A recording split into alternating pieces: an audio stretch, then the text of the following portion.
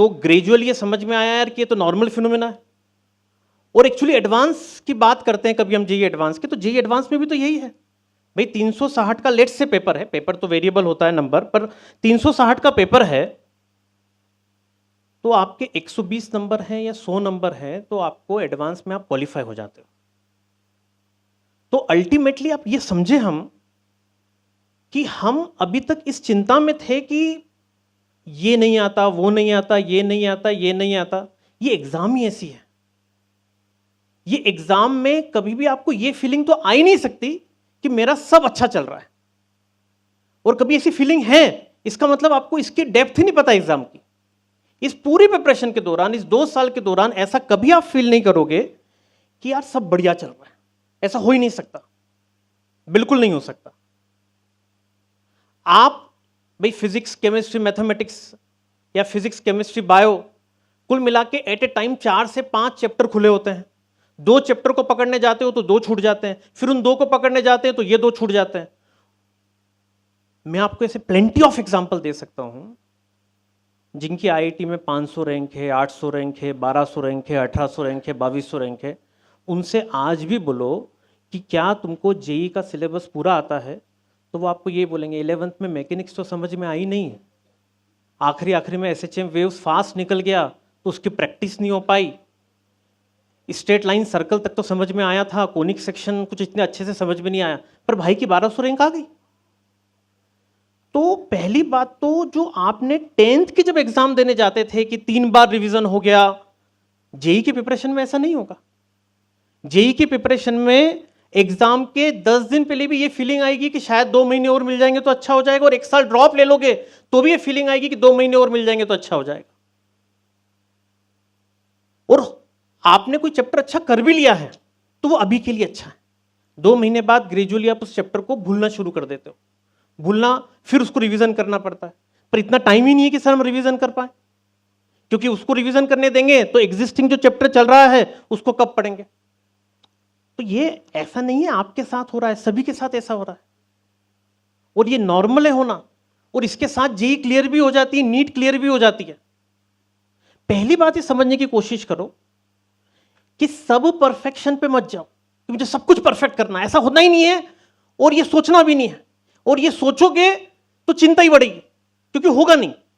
भाई आप शांति से सोचो कि मुझे 60% सिलेबस को बहुत अच्छे से करना है, 40% सिलेबस को एवरेज करना है, और वो एवरेज भी नहीं हो रहा है तो कोई बात नहीं। 11th मेरा खराब है, सही है, बंदी कर दीजिए ना लाइट्स प्लीज। 11th मेरा खराब है, क्या 12th से जेईई निकल जाएगी? मैं तो आपको 90% बच्चे जो आईआईटी में जाते हैं आप उनसे पूछोगे तो सबके साथ यही हालत है, 11th सबकी खराब है। ऐसे 10% ही बच्चे होंगे जो ये बोल पाते हैं कि 11th हमारी सही से गई, क्योंकि 11th शुरू कब हुई आपकी? अगस्त सितंबर के बाद जाके समझ में आया कि भाई ये जेईई है, ये नीट है। उसके पहले तक तो सब ऐसा लग रहा था कि बस स्मूथ है, जैसे 10th निकली है वैसे 11th 12th भी निकल जाएगी, बट अनफॉर्चुनेटली ऐसा होता नहीं है। Please welcome teachers.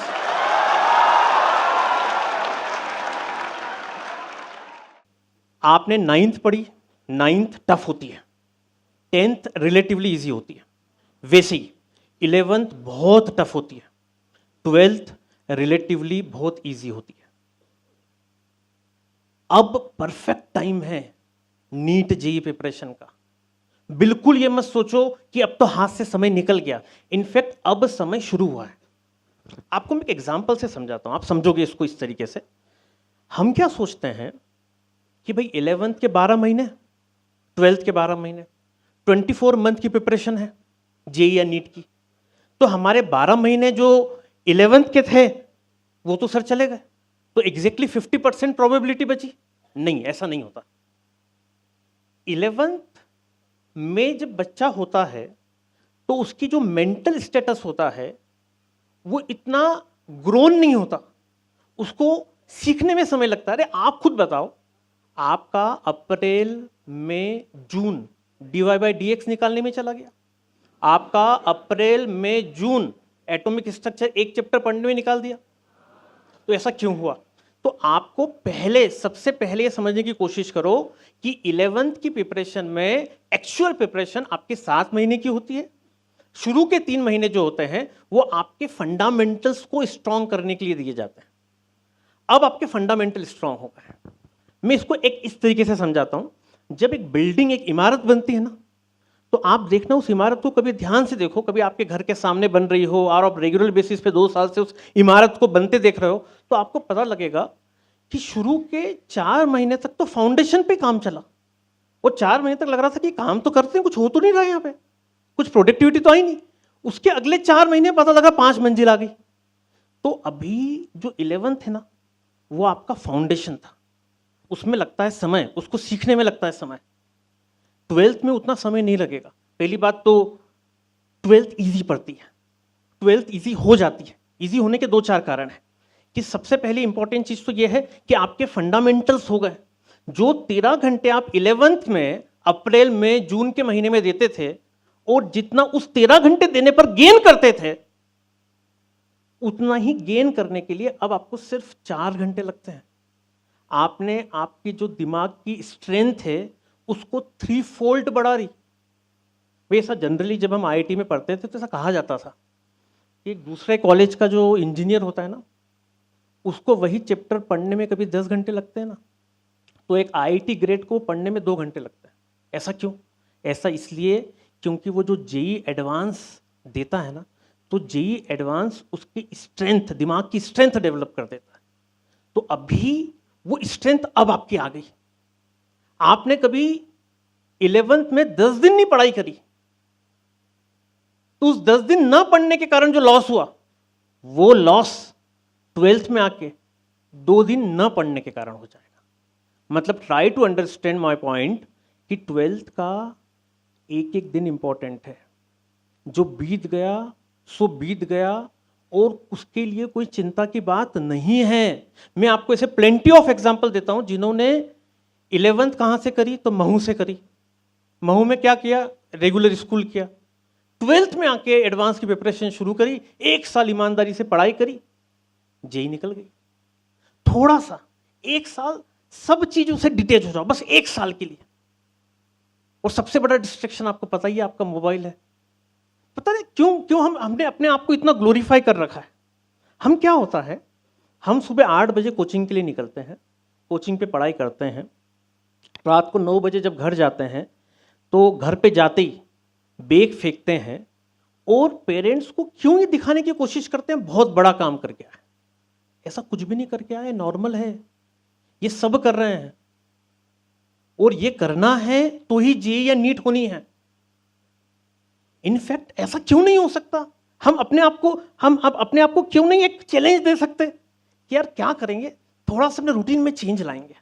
रूटीन में ये चेंज लाएंगे कि हम 9 बजे जाएंगे, 15 मिनट फ्रेश होंगे, मम्मी को कहेंगे कुछ भी आप दाल दलिया दे दो, पार्शियल खाना दे दो हमको, वो थोड़ा सा खाएंगे, और 9:25 पे पढ़ने बैठेंगे और 10:25 तक पढ़ेंगे, और 10:25 पे बचा हुआ पार्शियल खाना खाएंगे, और 11:15 बजे 15 to 11 पे हम सो जाएंगे, और सुबह 5:15 पे उठेंगे।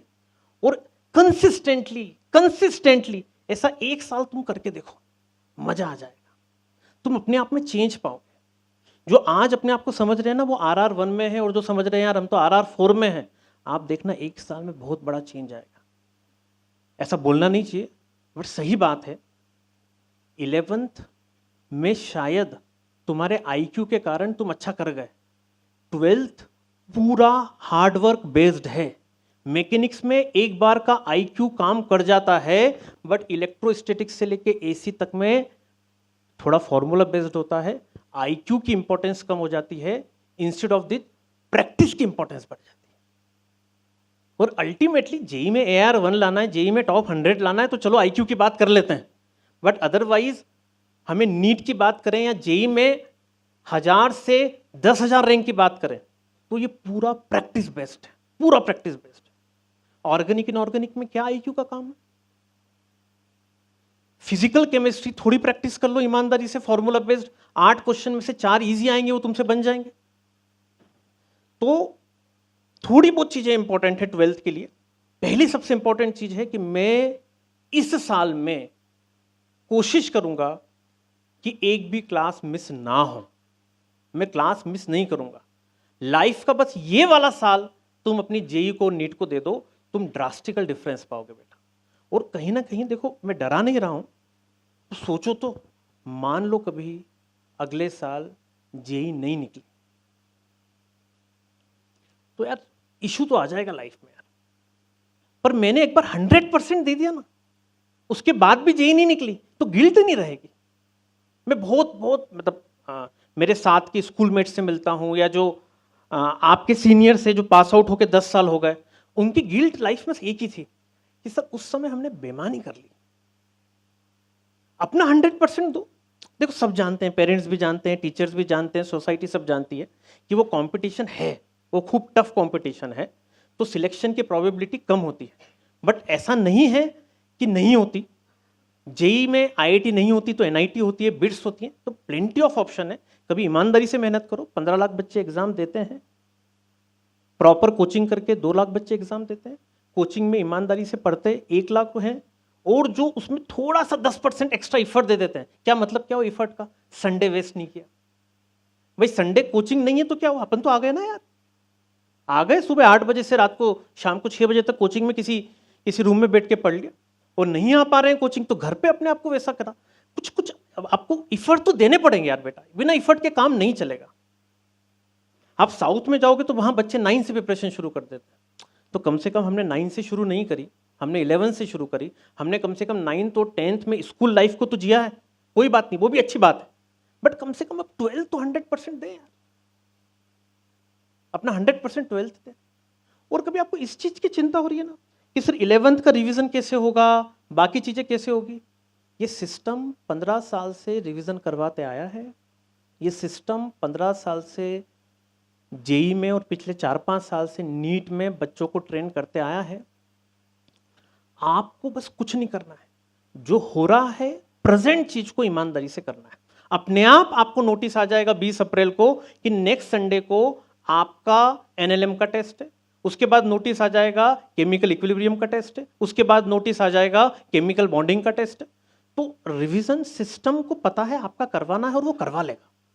वो करवाते आया है, वो करवा लेगा। तो इसलिए वो रिवीजन कैसे होगा 11th की, उसकी चिंता मत करो। आप बस 2-4-5 चीजें हैं जो अपने डेली रूटीन में लाओ।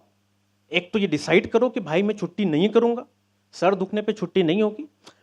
हम सिस्टम के अगेंस्ट जाने की कोशिश करते हैं। देखो पहली बात मैं आपको बता दूं बेटा, हम सब एज अ टीचर जो भी हैं, हीरो हैं तो आपकी वजह से, और जीरो हैं तो आपकी वजह से।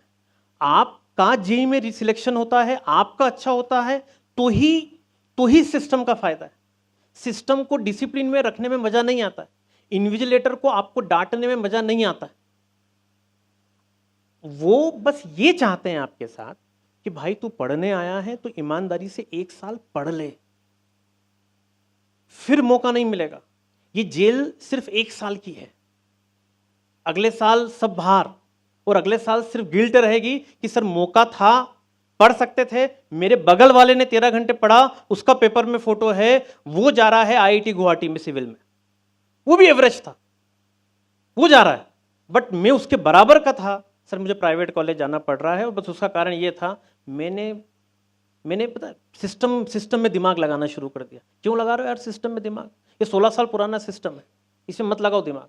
मैं ऐसा नहीं बोल रहा हूँ परफेक्ट सिस्टम है, बट इसमें दिमाग लगाने से कुछ हो नहीं रहा है।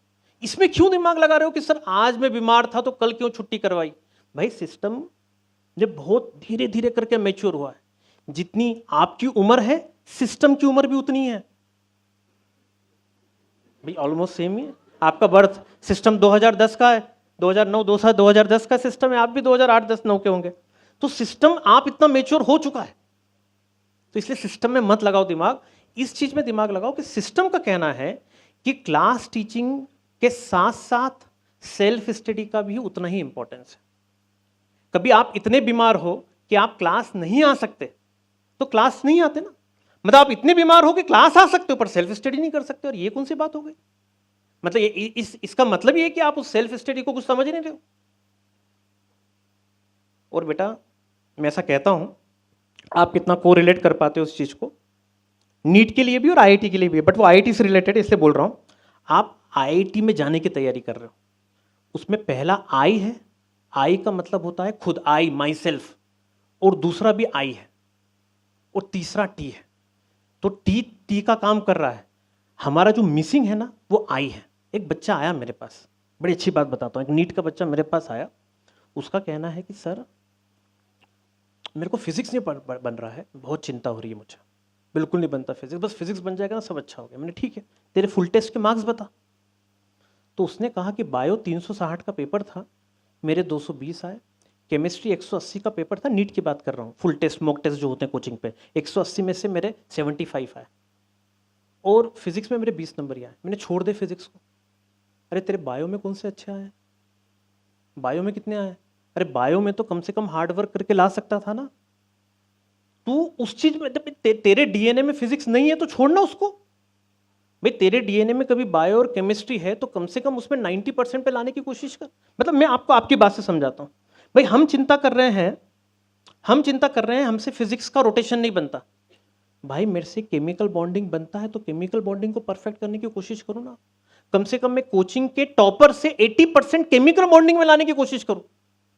और सही में कभी आपने 50% चैप्टर में कोचिंग के टॉपर से 80% ले आते हो ना 5000 के अंदर। एक बड़ा थंब रूल बताता हूं आपको मैं जेई का, वो ये होता है कि कभी आप कोचिंग के टॉपर से 50% पे हो तो आप 5000 के अंदर, आप 33% में हो तो आप 9000 के अंदर। तो पहली बात तो कोचिंग के टॉपर बनने की कोशिश मत करो, बनो अच्छी बात है, बहुत बढ़िया है, बट आप कोशिश करो कि जो टॉपर है उसके 50-60% तक पहले आने की कोशिश करो। और आपको ऐसा लगता है कि सर मैं कुछ भी मैं रैंडम बोल रहा हूं, मैं कोनिक में तो नहीं आ सकता, तो कोई बात नहीं ना, कोनिक को छोड़ दे। तू एसएचएम वेव्स में आ सकता है, तू थर्मोडायनामिक्स में आ सकता है, तो भाई थर्मोडायनामिक्स को तो 100% दे। थर्मोडायनामिक्स से भी एक क्वेश्चन आएगा, तो वेव से भी क्वेश्चन आएगा, तो कोनिक से भी एक क्वेश्चन आएगा, सबसे क्वेश्चन आएंगे। जो तेरे से बन रहा है उसको तो 100% दे, उसकी चिंता मत कर जो नहीं बन रहा है। ये 10th की एग्जाम नहीं है, यहां पे सब बनना जरूरी है। ये वो एग्जाम है कि आपने 11th में कभी 50% चैप्टर भी आपके स्ट्रांग है और 12th में आके 75% चैप्टर आपके स्ट्रांग है, भाई तो अच्छे से रैंक लेके आ जाएगा।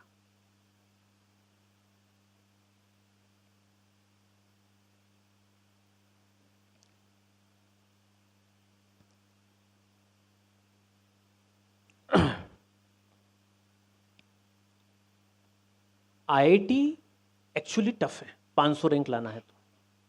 आईआईटी बहुत इजी एग्जाम है कभी 4000 रैंक लाना है तो, क्योंकि जब 4000 रैंक लानी होती है तो आपको वहाँ पे सिर्फ पेपर स्कैन करके ये देखना होता है कि कौन कौन से इजी है वो करके आ जाए। केमिस्ट्री बनती है, केमिस्ट्री साथ देती है, और आपकी मेजर केमिस्ट्री 12th में होती है। समझाता हूँ कैसे। केमिस्ट्री में 3 section, physical, organic, inorganic, agreed? अरे हाँ या ना? चलो 3 चैप्टर फिजिकल में, फिजिकल, ऑर्गेनिक, इनऑर्गेनिक।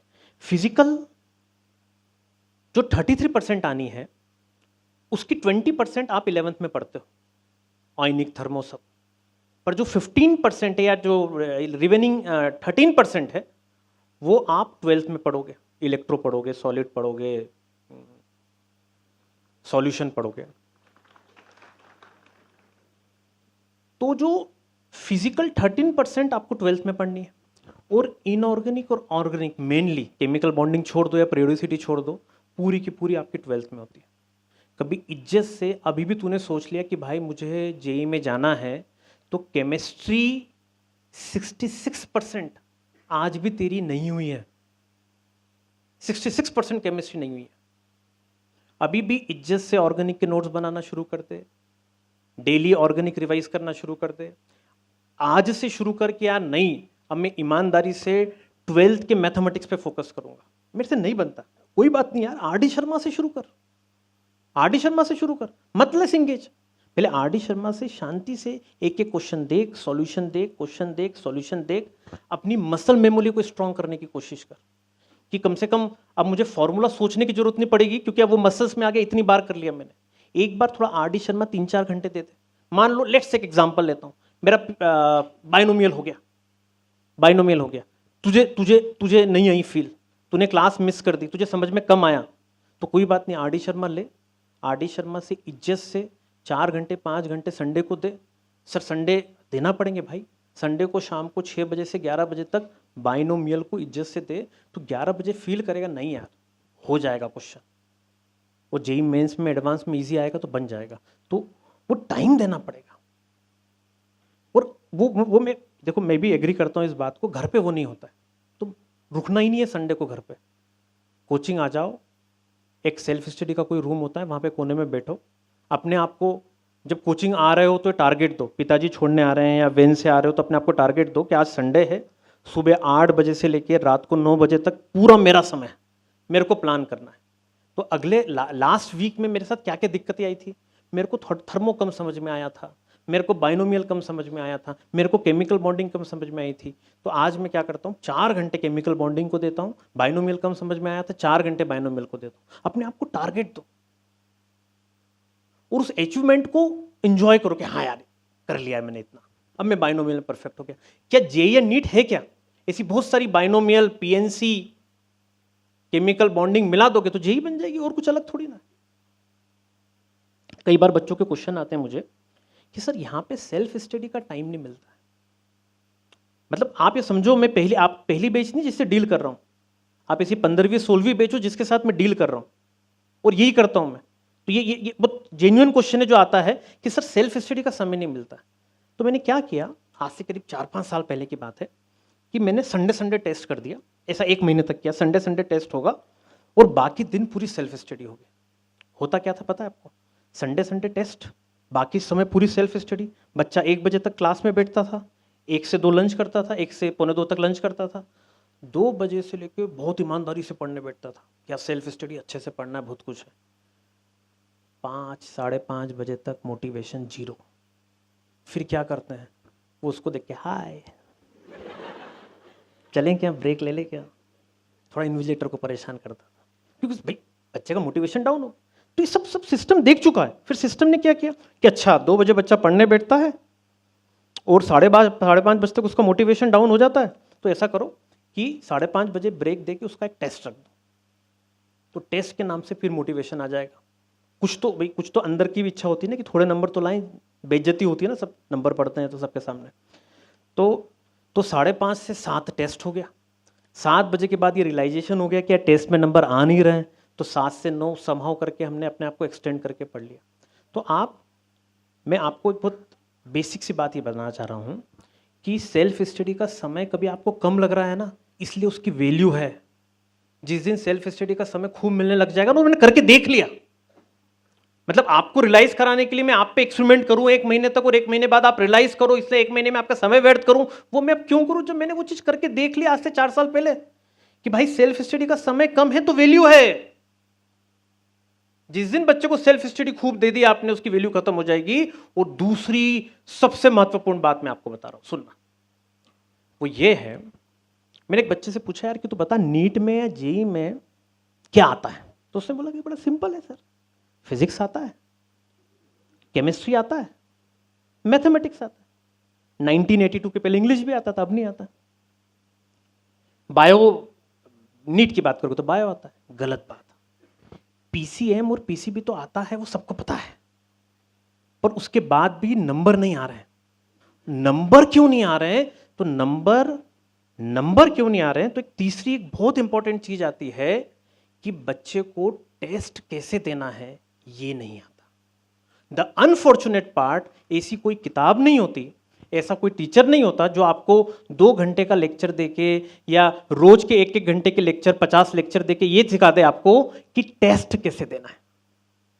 टेस्ट कैसे देना है कोई नहीं सिखा सकता। आप मुझे बताओ, आप मेरे पास आए कि सर आप ऐसा करो, आप मुझे साइकिल चलाना सिखा दो, तो साइकिल में सब बता दूंगा, ये ब्रेक होता है, ये ब्रेक होता है, ये पेडल होता है, ये एक्सीलरेट करते हैं, ये वो करते हैं, ये करते, सब कर दो। बैलेंसिंग नहीं सिखा सकता। बैलेंसिंग जब खुद 10 बार नहीं गिरोगे, जब तक बैलेंसिंग नहीं सीख सकते, तो बैलेंसिंग सीखने के लिए खुद को ही 10 बार गिरना पड़ेगा। इसलिए उस टेस्ट टेम्परामेंट को समझने के लिए आपको 100, 200, 500 टेस्ट देने पड़ेंगे।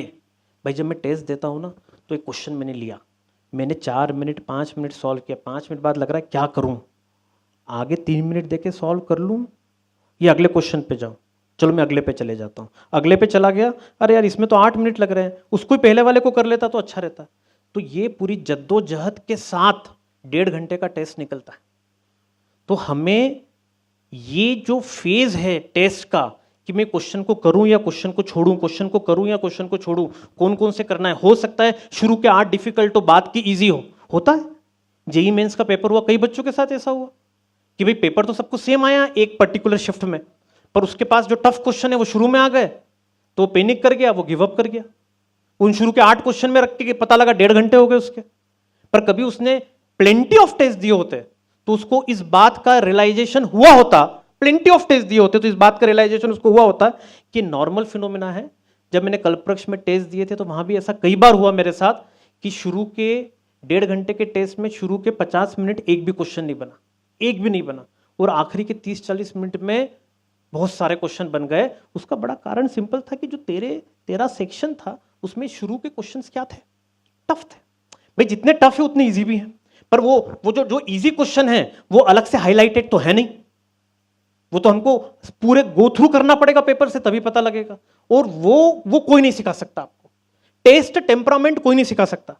ये आपको ये हिम्मत कोई नहीं बंधा सकता आपको कि भाई आधे घंटे हो गए टेस्ट में, फिजिक्स के पेपर में पीसीएम 3 पेपर आया, पीसीबी आया, 1 घंटे तेरे को फिजिक्स को देना है, आधे घंटे में एक भी नहीं बना। पर शांत रख, शांत मन से सोच, बचे आधे घंटे में हो सकता है 20 क्वेश्चन बन जाए। ये कोई नहीं सिखा सकता। ये आप तभी रियलाइज करते हो जब ऐसा आपके साथ ड्यूरिंग द मॉक टेस्ट कई बार हुआ हो। तो date is the important of test. Test phobia दूर हो गया। टेस्ट फोबिया दूर करना ही बहुत इंपॉर्टेंट है। वो पता है हम क्या समझते हैं, एक्चुअली क्या 10th तक यही रहा है हमारे साथ कि टेस्ट का मतलब क्या होता है। टेस्ट का मतलब ये होता है कि हमें प्रिपरेशन का पर्याप्त समय दिया जाएगा। बाइनोमियल का टेस्ट है तो हम एक्सपेक्ट करते हैं हमको 20-25 घंटे बाइनोमियल के लिए दिए जाएंगे पढ़ने के लिए, और उसके बाद फिर टेस्ट होगा। यहां पे ऐसा है ही नहीं सिस्टम। यहां पे पहली बात तो आपको समय इतना नहीं मिलेगा। आपको जो टीचर पढ़ा रहा है उसको बहुत इज्जत से सुनना पड़ेगा। वो 20 घंटे क्लास में पढ़ा रहा है आपको, पहली बात तो उसको बहुत इज्जत से सुनो। ये मत सोचो मैं खुद से पढ़ लूंगा, वो टाइम होगा ही नहीं आपके पास, उसके पहले टेस्ट आ जाएंगे।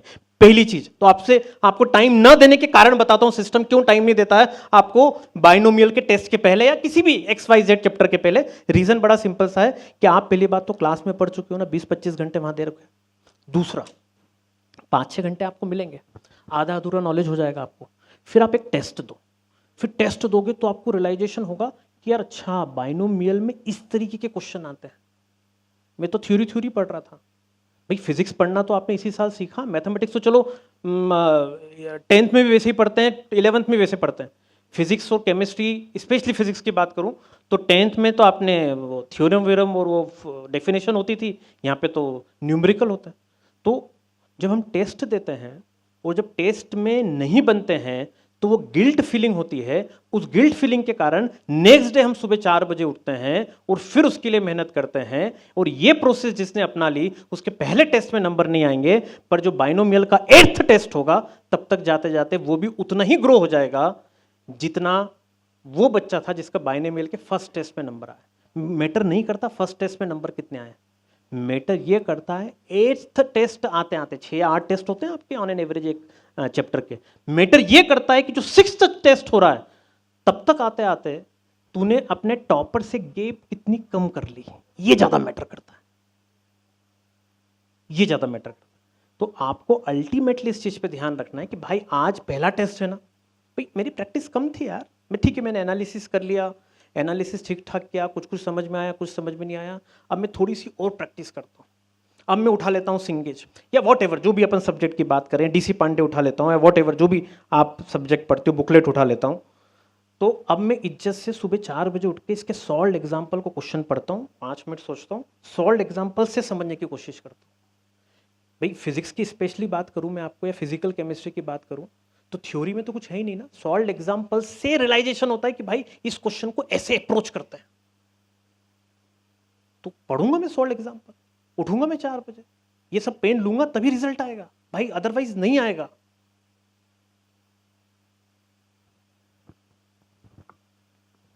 तो टेस्ट के दो कारण मैंने समझाया आपको। हमें टेस्ट उस 1.5 घंटे में ये समझना होता है कि मुझे किसी टफ क्वेश्चन को ज़्यादा समय नहीं देना है, मुझे टफ क्वेश्चन को कम समय देना है। नहीं बन रहा, आगे चलो, मुझे इजी इजी छांट लेना है। और जो एनालिसिस का तरीका होता है ना, वही बड़ा इंपॉर्टेंट होता है। एनालिसिस में आपको रियलाइजेशन होगा। सिर्फ वापस ऑन हो गई है, शायद वापस बंद हो जाती। अच्छा, तो मेरा कहना यह था आपसे कि जो टेस्ट होता है उस टेस्ट में एनालिसिस भी कई बच्चे बड़े इज्जत से करते थे। आजकल तो मैं देखा नहीं मैंने आप लोगों का, बट जनरली क्या करते थे, वो ये देखते थे कि यार 100 नंबर का पेपर था, मेरे 35 नंबर आए, मैंने सिली मिस्टेक कितनी करी है, तो पता लगा मैंने 18 नंबर की सिली मिस्टेक करी। उस 18 नंबर की जो सिली मिस्टेक है वो होगी तो सही, बट उसको मैं 5 नंबर की कर सकता हूँ क्या, मैं 13 नंबर एक्स्ट्रा और ला सकता हूँ, उसमें मुझे एनर्जी लगाना है। तो वो कैसे लाऊंगा, उसका तरीका यही होता है, सिली मिस्टेक कम करने का तरीका यही होता है, सबसे इंपॉर्टेंट होता है, सबसे इंपॉर्टेंट होता है नींद। हम क्या करते हैं कि हमारा जो मी टाइम होता है, या कहे कि जो मोबाइल चलाने वाला टाइम होता है, उसको कॉम्प्रोमाइज नहीं करते, नींद को कॉम्प्रोमाइज करते हैं। हम 2 घंटे जो टाइम पास करना होता है घर पे वो करते हैं और 6 घंटे सोते हैं। तो सबसे पहले कोशिश करो मिनिमम 7 घंटे की आपकी नींद हो। दूसरी कोशिश करो कि डम होता है ना एकदम इंट्रोवर्ट, वो बनने की कोशिश करो। आप जितने लोगों से बात करोगे उतनी बातें जब टेस्ट दोगे वो घूमेगी, मिलना ही नहीं, बात ही नहीं करना, अवॉइड करना, सोशल फंक्शन अवॉइड करना, फ्रेंडशिप अवॉइड करना, जो 10th में आपके साथ स्कूल छोड़ चुके हैं उनको अवॉइड करना। उनको फोन लगा के पूछोगे तो क्या चल रहा है, फेयरवेल की प्रिपरेशन चल रही है, तेरा क्या चल रहा है, मैं हेड बॉय हूं तो एनुअल फंक्शन की तैयारी चल रही है, तो फिर वो डिस्ट्रैक्ट हो गए। 5 इंस्टाग्राम पे कोई रील देखोगे तो डिस्ट्रैक्ट हो गए। तो इसलिए फॉर अ टाइम बिंग, मैं ऐसा नहीं है कि आपने वो 5 मिनट सोशल मीडिया को दिए तो 5 मिनट वेस्ट किए, वो 5 मिनट मेरे लिए मैटर नहीं कर रहे, पर उस 5 मिनट में जो गंदगी आपके दिमाग में गई, जब अगले दिन आप एनसीईआरटी पढ़ रहे होंगे या वो टेस्ट दे रहे होंगे तो वो घूमेगी। एक बच्चा बोलता है सर मेरे गाने गाने बजते हैं मेरे, पता है, तो भाई तो गाने गाने तो बजेंगे ही, गाने तो बजेंगे, गाने इसलिए बज रहे हैं क्योंकि तुमने गाने सुन रहा है। और ये सब होता है, गाने बजना ये भी होता है। एक बच्चे ने बड़ा अच्छा तरीका बताया। एक बच्चे ने आयुष सोमानी नाम था, आईआईटी में कुछ 200 रैंक आई थी उसकी। उसने बताया कि सर क्या अच्छा लगता है, बजा दो। आयुष सोमानी की बात कर रहा था मैं। उसने एक बड़ा अच्छा एग्जाम्पल मुझे बताया। उन्होंने सर मैं क्या कर लेता हूँ, हाथ में रबड़ लगा लेता हूँ और क्या करता हूँ, मैं अपने आप को पनिशमेंट देता हूँ, क्योंकि इन्विजिलेटर का तो पनिशमेंट आप लेते नहीं हो। तो उसने रबड़ लगा लिया हाथ में और वो पढ़ रहा है। फिर पढ़ते पढ़ते वो 30 सेकंड के लिए कहीं और चला गया। फिर 30 सेकंड बाद समझ में आया मैं क्या सोचने लग गया, तो रबड़ को वो अपनी तरफ खींचता है और छोड़ देता है। वो अपने आप को पनिश करता है कि अब अगली बार नहीं करूंगा, मैं अगली बार नहीं करूंगा। तो 13 घंटे बहुत होते हैं भाई। 13 घंटे को इफेक्टिव बनाने की कोशिश करो। और 13 घंटे इफेक्टिव तभी बनेगा जब दिमाग में और कुछ नहीं रहेगा। और कुछ कभी दिमाग में रहेगा तो बार बार दिमाग वहां जाएगा। 5 घंटे की सेल्फ स्टडी का 7 घंटे का टाइम है, तो 3 घंटे सेल्फ स्टडी होगी, 4 घंटे कहां तक घूम के आ जाओगे तुम, 6th के दोस्त से मिल के आ जाओगे तुम जब तक। तो उसको अवॉइड करने का तरीका यही है कि लोगों से कम मिलो, लोगों से कम बात करो, दिमाग में सब बातें नहीं रहेगी तो अपने आप। और मैं लाइफ की बात नहीं कर रहा हूँ भाई, ये जीवन है, इसको आनंद से जीना है। पर बस मैं 1 साल की बात कर रहा हूँ। ये साल आपकी लाइफ में बहुत बड़ा चेंज ला देगा। इसलिए ऐसा मैं बोल रहा हूँ कि इसके बाद फिर कुछ मौका नहीं है यार। अब मैं सोचूं कि मैं आईआईटीएन बन जाऊं तो उस समय 12वीं में पढ़ लेता तो बन जाता। अब मैं सोचूं मैं 1 साल में कुछ मैंने अपने लिए सोचा, चलो मैं आज से आपको इतना ज्ञान दे रहा हूं, मैं भी कल सुबह 4 बजे से उठता हूं और रात को 10 बजे तक आपके साथ इतनी मेहनत करता हूं। मेरी लाइफ में कोई चेंज नहीं आएगा। मैं अगले साल भी आपको यहीं मिलूंगा। मैं आज से 15 साल पहले भी टीचर था, अभी भी टीचर ही रहूंगा। बट ये जो आप जो सुबह 4 से 10 बजे तक पढ़ोगे ना, ये आपकी लाइफ में बहुत बड़ा चेंज लाएगा। बेटा बच्चों को मैंने कहां से कहां जाते देखा है। कृति तिवारी महू से डेली अप डाउन करती थी, अभी मैं उससे लास्ट ईयर यूएस गया था, कैलिफोर्निया, तो शी वॉज इन गूगल, उससे मिल के आए मैं और गीतिका में। बड़ा अच्छा लगता है यार, बच्चा कहाँ से कहाँ पहुँच गया। और ऐसे एक एग्जाम्पल हो तो बात है ना यार, ऐसे कितने तो एग्जाम्पल हैं, कितना तो चेंज आ गया। और वो बस भाई एक बार सही कॉलेज पहुंच जाओ यार, वहाँ पे जो आसपास का माहौल होता है ना, वो अपने आप को ड्रैग कर लेता है, अपने आप को ड्रैग कर लेगा आगे के लिए, फिर कुछ नहीं करना पड़ता, आसपास लोग ही वैसे मिलेंगे ना। भाई आप कुछ सोचो ना, आप मंदसौर के पास से किसी जगह से लेट से आप आए हो वहां पे, और अब कल्पवृक्ष आ गए आप, तो आपको एक साल में रियलाइजेशन हुआ ना, मैं वहां का तो सूडो टॉपर था, मैं तो स्कूल टॉपर था, यहाँ पे तो कोई मेरी वैल्यू ही नहीं है। तो फिर समझ में आया यार कि फिर हार्ड वर्क करना है। और यही अगला ये फिर कब होगा, जब तुम आईआईटी में जाओगे, वहां पता लगेगा यार कि तो सभी कोचिंग के टॉपर यहीं आते हैं। तो वो तो स्ट्रगल है, वो तो करना पड़ेगा। फिर किसी कंपनी में जाओगे तो वहां का अपना स्ट्रेस रहेगा, और अल्टीमेटली स्ट्रेस में परफॉर्म करना सीखना पड़ेगा। विराट कोहली की सेंचुरी की वैल्यू तभी है जब वो पाकिस्तान के अगेंस्ट है। तो जेई के दिन तो स्ट्रेस रहेगा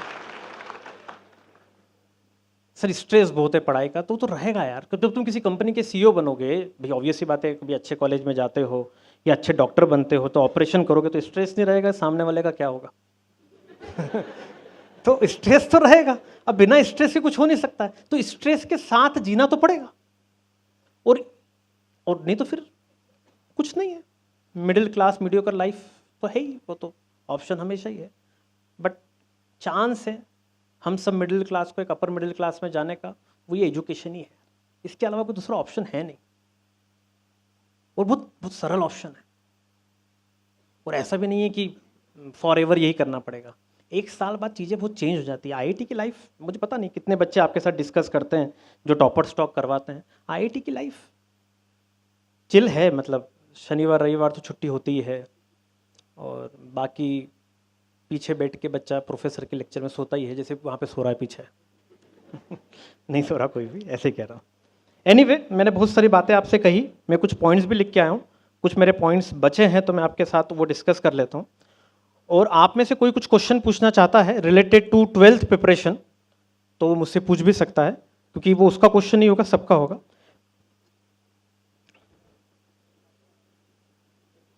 एक ये भी पॉइंट आया था बच्चों की तरफ से, सुनिए ध्यान से मेरी बात, कि सर पीवाईक्यू बुकलेट में अपडेटेड नहीं है, तो बेसिकली आप बेटा पीवाईक्यू मत करिएगा। 2018 के बाद के पीवाईक्यू एज अ टेस्ट होंगे, जब मॉक टेस्ट आपके शुरू होंगे ना, जेई मेंस के या नीट के, तो वो आपको पेपर प्रॉपर 3 घंटे में कराए जाएंगे। तो 2018 के बाद के पीवाईक्यू अपडेटेड नहीं है, तो रीजन है उसका क्योंकि वो आपको एज अ टेस्ट के फॉर्म में कराना है। ये क्वेश्चन था। दूसरा एक क्वेश्चन ये आया था कि सर अपने 11th का सिलेबस टाइमली कंप्लीट नहीं होता है, तो टाइमली कंप्लीट करवा के क्या करना। टाइमली की डेफिनेशन क्या होती है सर? टाइमली की डेफिनेशन ये होती है कि आप हमको दिसंबर तक करवा देते हैं, चलो एक्सटेंड कर लेते हैं सर, आप हमको 15 जनवरी तक करवा देते हैं, 15 जनवरी के बाद हमारा 11th का सिलेबस कंप्लीट हो जाता है, तो हम ईमानदारी से रिवीजन करते। कौन कर रहा है रिवीजन? सब घर भाग गए, और 2 महीने अपना टाइम पूरा किल करके आएंगे, और जो 13 घंटे ऐसे तैसे करके आदत लगी है ना, वो पूरी आदत चली जाएगी तुम्हारी। और क्यों कराऊं टाइमली में? टाइम की डेफिनेशन ही नहीं है भाई। 12th शुरू होना है, उसके एक दिन पहले 11th कंप्लीट होना है।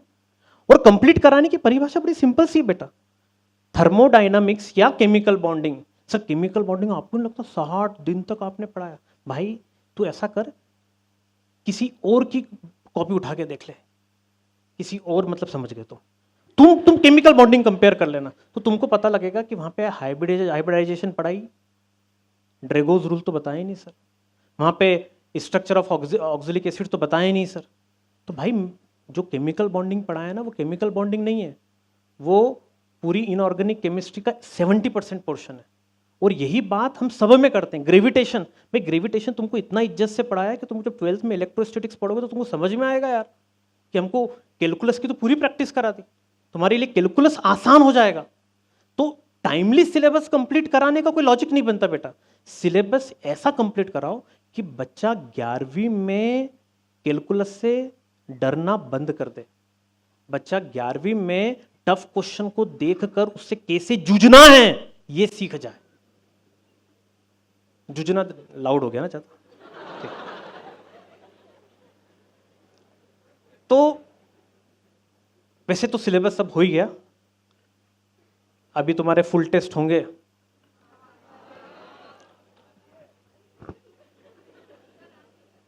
फुल टेस्ट बहुत कूल होके देना, है ना, क्योंकि नंबर तो पता ही है कैसे आने हैं। तो आराम से शांति से देना, इस हार्ड वर्क को भी एंजॉय करो बेटा।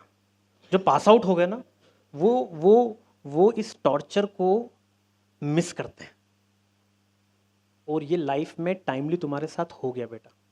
और जिनके साथ नहीं हुआ ना, उनको रियलाइजेशन ही नहीं है कि जेईई या नीट में ये लेवल ऑफ हार्ड वर्क होता है।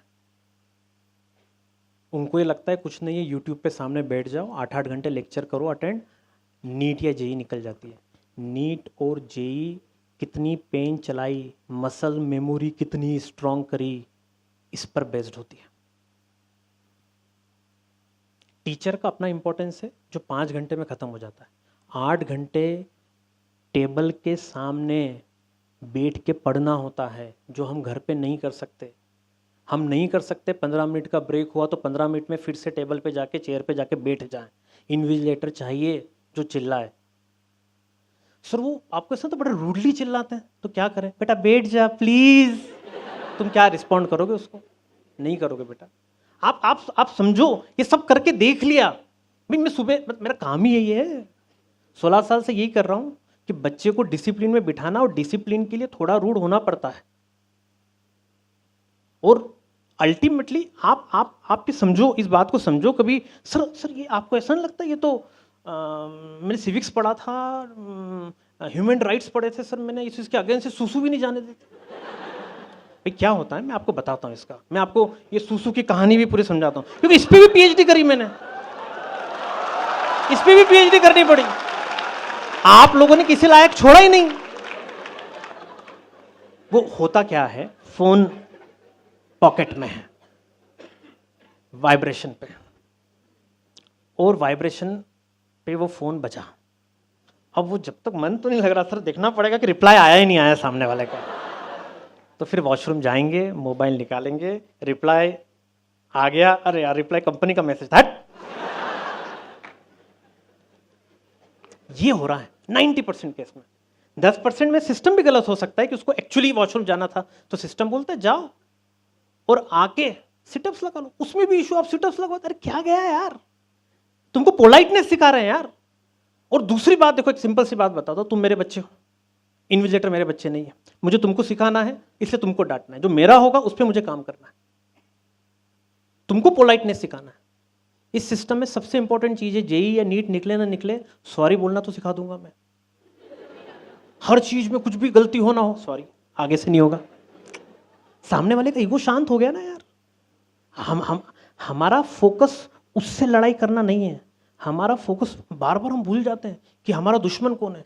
ये टीचर, ये इन्विजिलेटर, ये कल्पवृक्ष, ये हमारी दुश्मन है ही नहीं भाई। इनसे क्या करना है, तो टेम्पररी हमारी लाइफ में। अगले साल तो हम वो रतलाम खुटी वाली गली से भी नहीं निकलेंगे। हमारा दुश्मन, हमारा कॉम्पिटिटर वो जेईई या वो नीट निकालना है। तो हमको इन लोगों के चक्कर में डिस्ट्रैक्ट नहीं होना है।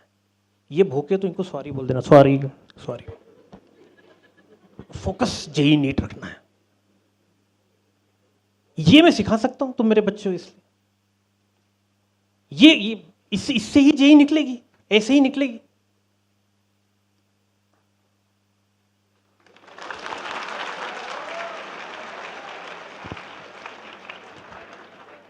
एक साल पहले बोल दिया होता सर आपने, चलो अभी भी तो बोल दिया, अब तो सॉरी बोलना सीख जाओ।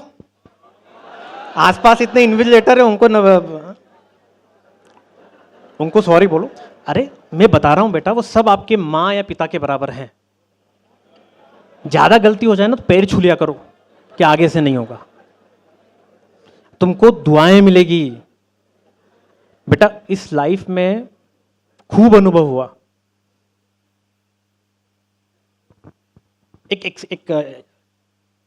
एक इंसिडेंट आपके साथ शेयर करता हूं।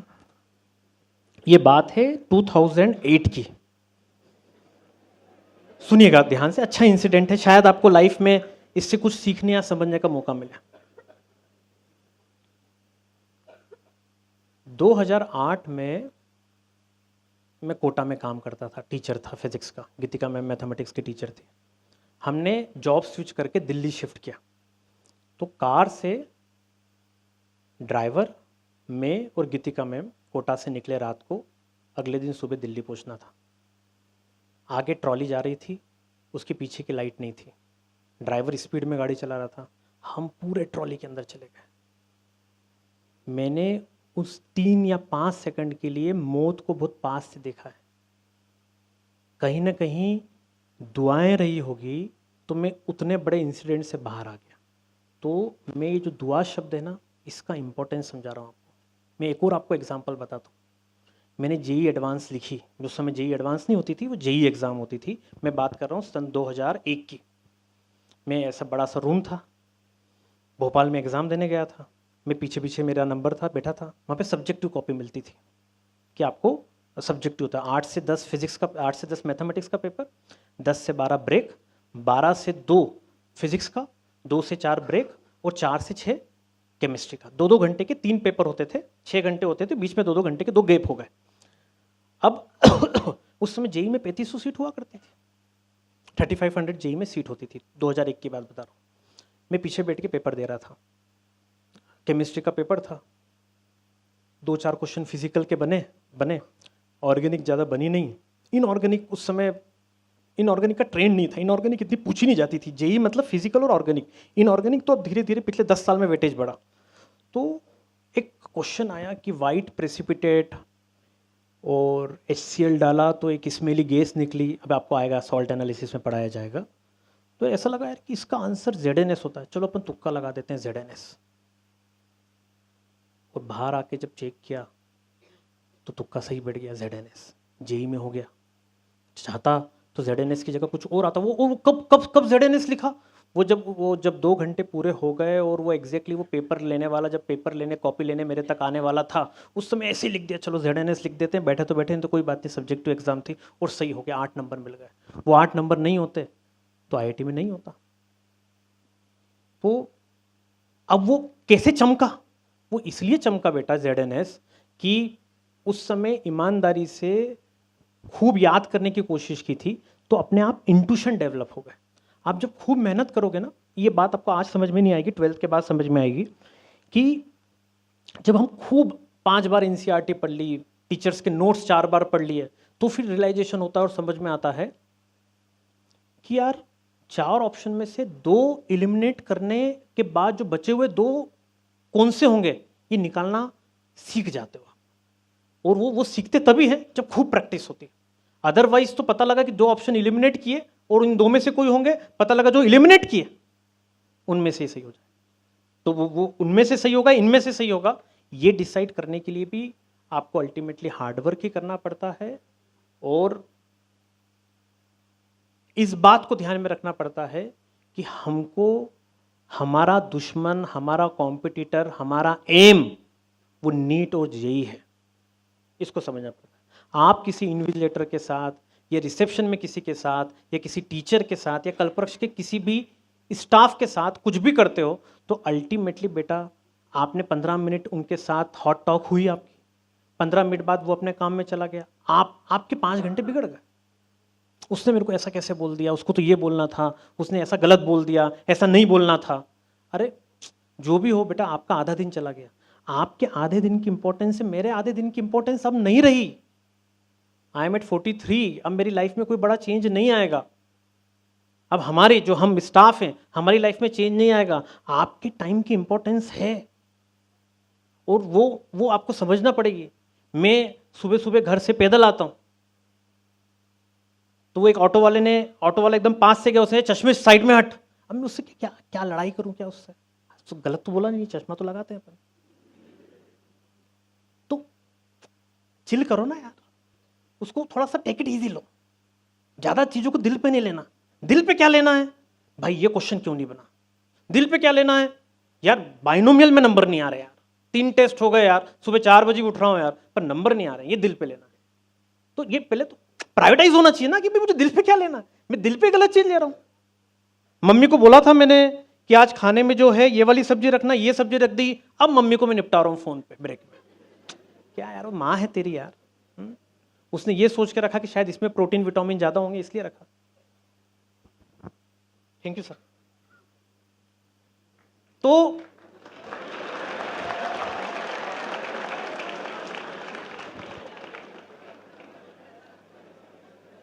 पहले डिसाइड करो कि आपको दिल पे क्या लेना है। और गलत गलत चीज़ें, वो तो रोज कोई ना कोई इंसिडेंट आपके साथ होगा जिसके कारण आपको गुस्सा आएगा और उस गुस्से को आप रिएक्ट करोगे, उसके बाद आपके 5 घंटे बर्बाद होंगे। उसका कुछ नहीं जा रहा, जा तेरा रहा है, वो तेरा एक दिन जा रहा है। तेरे पास लिमिटेड टाइम है और तेरे को समझ में आ गया, खूब कोर्स है, 11th में खूब कांड कर लिए हैं, अब 12th ही बचा है, अब लास्ट मौका है कुछ बड़ा करने का। एक बार आईआईटी हो जाती है, एक बार अच्छा कॉलेज मिल जाता है, एक बार अच्छे एमबीबीएस कॉलेज में चले जाते हैं, वहां पे लाइफ सेट है भाई। कि आगे केट देगा तो एमबीए में पूछा जाएगा किस कॉलेज से पास आउट है, यूपीएससी देगा तो ये पूछा जाएगा किस कॉलेज से पास आउट है। कुछ कॉलेज की वैल्यू बड़ी काम में आती है, उस टेक की बहुत इंपॉर्टेंस है। तो इसलिए प्रायोरिटाइज करो कि मुझे मेरा दुश्मन कौन है, मुझे किसको बीट करना है। और वो तभी होगा बेटा जब जेई निकलेगी, लाइफ बहुत चेंज हो जाती है। वही पापा के फ्रेंड पहले ये बोला करते थे, क्या तू क्या टाइम पास करते रहता है। तुम जब 4 घंटे क्रिकेट खेलोगे तो यही बोलेंगे कि क्या टाइम पास करते रहता है। आईआईटी निकल गई, नीट निकल गई, 4 घंटे क्रिकेट खेलोगे तो फिर बोलेंगे हाँ जरूरी है बेटा आप बच्चों को खेलना, इतनी मेहनत करते हो। तो वो सोसाइटी का थॉट ही चेंज हो जाता है। गलत है, आई डू एग्री, बट वो है सोसाइटी का थॉट ऐसा। एक बार कुछ सक्सेस मिल जाती है ना तो सोसाइटी अपने को एक अलग नज़र से देखना शुरू कर देती है। अपनी गलती में भी कुछ ना कुछ पॉजिटिव ढूंढ लेती है और हमारे पॉजिटिव में भी गलती ढूंढ लेती है, कभी कुछ नहीं होता है। तो ये फितरत है, कुदरत का नियम है, ये सोसाइटी के नियम है और हम इस सोसाइटी में है तो ये सब हमको करना पड़ेगा। और तरीका बड़ा इजी है। देखो सबसे इंपॉर्टेंट बात, आपने एक बहुत बड़ा हडल तो क्रॉस कर लिया और वो हडल था 13 घंटे बैठना सीख गए। अब बस उस 13 घंटे को इफेक्टिव बनाना है। 5 6 8 चीजें मैंने आपको इफेक्टिव बनाने की बताई।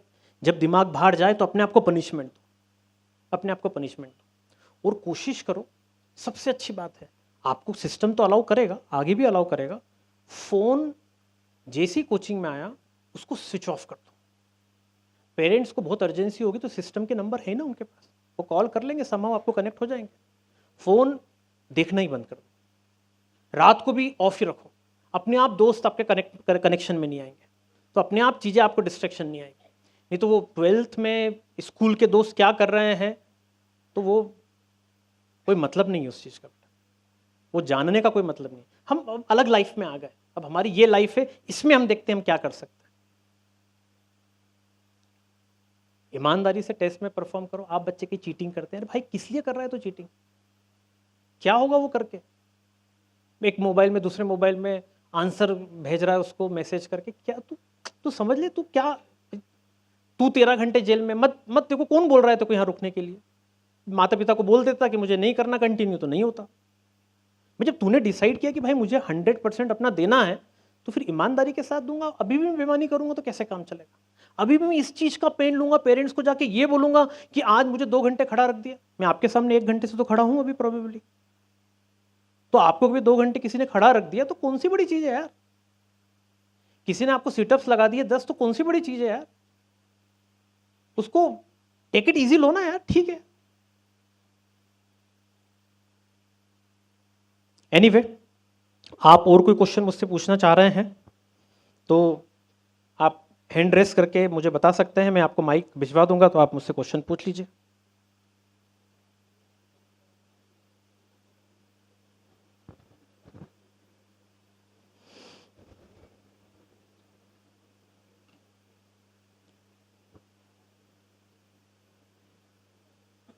मैंने एक इंस्टाग्राम पे रील देखी विराट कोहली की, और आप भी कभी, पता नहीं बहुत पुरानी है तो आपने भी कभी देखी हो।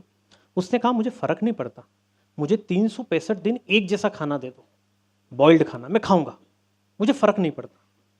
ये चीज़ 1 साल के लिए आप भी विराट कोहली बन जाओ, मुझे फ़र्क नहीं पड़ता। मुझे सुबह 4 बजे 5 बजे उठना है, रात को 11 बजे सोना है और सिर्फ पढ़ना है, मुझे फ़र्क नहीं पड़ता। ये फालतू बातें छोड़ दो, वर्क लाइफ बैलेंस, सर 6 दिन पढ़ने के बाद एक दिन संडे जब एंजॉय करते हैं ना तो फिर अगले दिन पढ़ने में बहुत मज़ा आता है। अगले दिन जो संडे एंजॉय किया ना, जो कांड किया ना, वो दिमाग में घूमता है। एंजॉय कुछ नहीं होता यार। ये जिस दिन आपको ये फीलिंग आ जाए, मैं आपको ये आपकी अपनी फीलिंग है, ये आपकी अपनी फीलिंग है। जिस दिन आपने संडे को 3 घंटे मूवी देखी और मूवी देखने के बाद गिल्ट फीलिंग हो कि क्यों किया, इसकी जगह तो मैं बाइनोमियल कर लेता।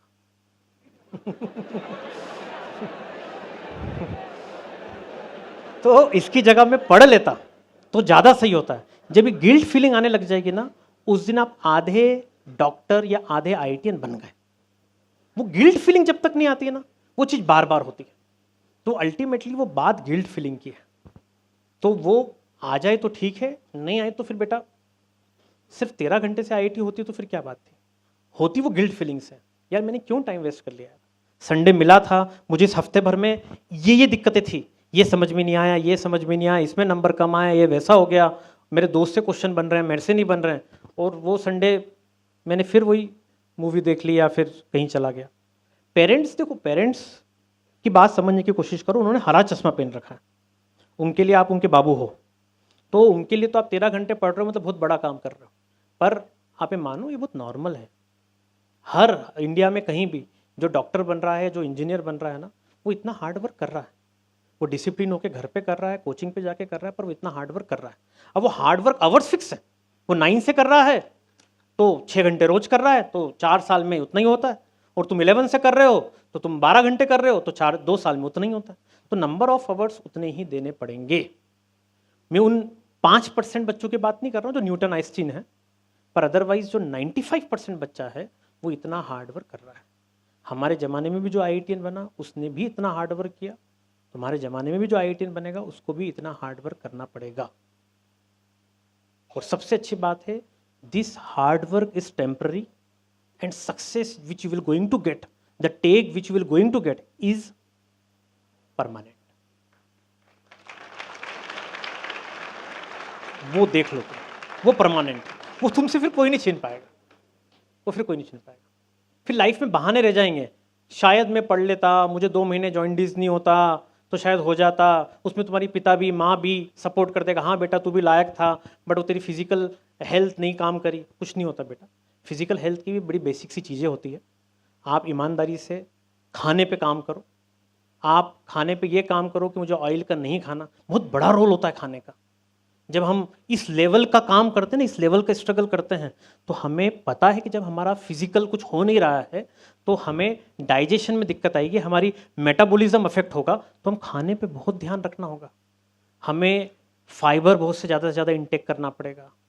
हमें टाइमली जो माँ दूध दे रही है उसके अंदर वो बादाम डाल के दूध दे रही है, वो जो टाइमली जूस दे रही है उसको इंटेक करना पड़ेगा। नहीं करोगे और 10 दिन में बीमार हो जाओगे। तो एक मैंने ऐसा कुछ कैलकुलेशन किया था, आप हफ्ते भर मिस करते हो क्लास तो आप जेई में 2000 रैंक पीछे होते हो। Same for NEET. तो वो और बीमार, देखो बीमार में व्यर्थ की सिंपैथी लेने की कोशिश मत करो कि बीमार है मैं क्या कर सकता हूं। बीमार भाई तू तेरे कांड के कारण हुआ है, गर्मी में खूब ठंडा पानी पिया, कैंटीन से खूब आइसक्रीम खाई, भाई तुझे पता है कि तेरा इम्यून सिस्टम अभी उतना सही नहीं है क्योंकि तू उतनी फिजिकल एक्सरसाइज नहीं कर रहा है, तो अपने आप को इन चीज़ों से अवॉइड कर। जब पहले दिन छींक आई, घर जाके माँ को बोल देता कि मुझे विस्क की भाप दे दो। उस दिन तू प्रॉपर ट्रीटमेंट ले लेता, तो धीरे धीरे करके वो जर्म्स तेरे स्प्रेड नहीं होते बॉडी में और तुझे बीमार नहीं होना पड़ता। तो ये केयर आपको करनी पड़ेगी अपने शरीर की, और ये सब करोगे तभी कुछ होगा। मतलब सब चीजों पे ध्यान रखना पड़ेगा। सब लोग अटैक कर रहे हैं आप पे, आपको बीमार करने की भी कोशिश किया जा रही, सारी कायनात आपके साथ नेगेटिव करने की कोशिश कर रही है। आपको सबसे पहले डिमोटिवेट करेंगे, अरे क्या गधे जैसी मेहनत करता है। वो पड़ोसी का देखा, उसे 3 घंटे पढ़ता था, उसका तो आईआईटी हो गया। झूठ है, सब झूठ है। गधों जैसी मेहनत होती है, करनी पड़ती है। कभी हम एवरेज आईक्यू है ना तो हमको करनी पड़ेगी, और हम एवरेज हैं तो कर लो। अब हमारे पास 12th आ गया है। 12th में जितने भी चैप्टर्स हैं मेजरली सब हार्ड वर्क बेस्ड है। 11th जैसा नहीं है यहाँ पर भाई। 11th में हार्डवर्क के बाद आईक्यू का भी काम करता है। और अब क्या हुआ कि आपका दिमाग डेवलप हो गया ना, तो अब वो 11th से थोड़े से भी कम चैप्टर मिलेंगे तो आपको इजी लगेंगे, तो अब हार्डवर्क से चीजें बनने लग जाएगी। तो बनवा लो अब चीजें आप। ठीक है बच्चों, तो ऑलमोस्ट मैंने अपनी सभी बातें मोर और लेस कवर कर ली, आपको समझा दिया कि हमें सिस्टम में दिमाग नहीं लगाना है। ये सिस्टम की अच्छी चीज़ है, ये बुरी चीज़ है, ये सिस्टम की चीज़ है। 16 साल से सिस्टम चल रहा है, उसको चेंज होना होता तो हो जाता है, वो एडामेंट है, वो ऐसा ही रहेगा। हमारे दुश्मन स्टाफ नहीं है, इन्विजिलेटर नहीं है, हमारा टारगेट नीट या जेई है। हमको रात को जो दर्द होना चाहिए, इस चीज़ का दर्द होना चाहिए, इस चीज़ का गुस्सा आना चाहिए कि भाई आज के टेस्ट में मेरे फ्रेंड के 100 में से 32 नंबर आए, मेरे 18 कैसे आ गए। बस ये गुस्सा होना चाहिए, आग लगनी चाहिए, रोना आना चाहिए। ये मैनिफेस्टेशन है इस चीज़ का। तो ये पागलपन आना चाहिए, और जब पागलपन होगा तो ही कुछ मिरेकल होगा। और घर जाके ये बात होगी, टीचर ने वैसा बोल दिया, टीचर ने गधा बोल दिया, इन्विजिलेटर ने बेवकूफ़ बोल दिया, उसने ऐसा कर दिया, उसने वो कर दिया, तो फिर तुम्हें प्रायोरिटी चेंज हो गई। भी पेरेंट्स से बात करो ना भाई कि मेरे उसमें नंबर नहीं आ रहे, क्या करूं। मम्मी कैसे भी करके कोशिश करके आप ध्यान रखना, प्लीज़ इतना कर देना कि मैं 10:30 बजे सो जाऊँ। आप डांट देना, थप्पड़ मार देना, मेरे को सुला देना 10:30 बजे और सुबह 5 बजे उठवा देना। ये अप्रोच से ही होगा यार बेटा, इस अप्रोच से ही नीट निकलेगी, इस अप्रोच से ही जेई निकलेगी। और ये छोटी मोटी व्यर्थ की बातों में हम दिमाग लगाएंगे, उससे तो नहीं निकलेगी यार, उससे होना नहीं है। और बहुत आसान होता है यार, बाहर वालों को, जो आउटर सर्कमटेंसेस होते हैं, उनको ब्लेम करना बड़ा आसान होता है। जेई क्यों नहीं निकली? कोचिंग बेकार हो गई, टीचर बेकार हो गए, इन्विजिलेटर बेकार हो गए, समय बेकार हो गया, घर में दादाजी के साथ थोड़ा गलत हो गया, दादी का स्वास्थ्य बेकार हो गया। इनको ब्लेम कर दो, बहाने हैं ये सब। वही विराट कोहली का एग्जाम्पल तो आपने सुना ही होगा, उसके फादर की डेथ हुई थी ऑन द सेम डे और जस्ट 1 डे आफ्टर डेथ उसने सेंचुरी मारी। तो करना है यार, फिर अब क्या उसमें, अब बाहर की चीजें हम क्यों सोचें यार, हमको करना है। ये तो सब रहेंगे, ये सबके साथ जुड़े हुए हैं, मेरे साथ भी जुड़े हुए हैं, आपके साथ भी जुड़े हुए हैं। दुनिया तो पीछे खींचेगी हमको हमारा काम करना है, करेंगे साला, खींचना। तो हाथी चलता है, कुत्ते भोंकते हैं, नॉर्मल है। कुत्ते में क्यों एनर्जी लगा रहे? चलो बच्चों, all the best for the coming year. मैं आपके लिए हमेशा अवेलेबल हूँ अपने केबिन में, तो आप कभी भी कोई डिस्कशन करने आ सकते हो। बट नेवर एक्सपेक्ट कि मैं आपको सिंपैथी दूंगा, आपको डांट ही लगाऊंगा, क्योंकि मुझे आपको बनाना है बेटा। प्यार से कुछ होना नहीं है। मैं आपको पालक का जूस पिलाता हूँ, वोमिटिंग होगी चलेगा, मैं आपको लॉलीपॉप नहीं दे सकता चूसने के लिए। क्योंकि अल्टीमेटली भाई, मुझे आपको पालक का जूस दूंगा तो ही अल्टीमेटली आप ग्रो करोगे। माँ फिर माँ कहाँ रही? वो तो आया हो गई यार। माँ तो वही होती है ना जो पालक का जूस देती है और डांट के पिलवाती है। वो तो आया होती है कि बच्चा रो रहा है, चुप करो इसको यार, इसको दे दो लॉलीपॉप, चूसते रहेगा 2 घंटे तक, अपन आराम से मोबाइल देखेंगे। तो फिर माँ बनना है तो फिर आपको वैसा ही होना पड़ेगा। चक दे इंडिया देखी या नहीं देखी तुमने? वही एटीट्यूड वही चाहिए, कोच का भी वही चाहिए, तभी काम होता है। उस समय बेकार लगता है, पर अल्टीमेटली फिर ऑस्ट्रेलिया से जीत भी तभी होती है, वर्ल्ड कप तभी आता है। और नहीं देखिए तो देखो चक दो इंडिया जाके। चलो बेटा, ऑल द बेस्ट।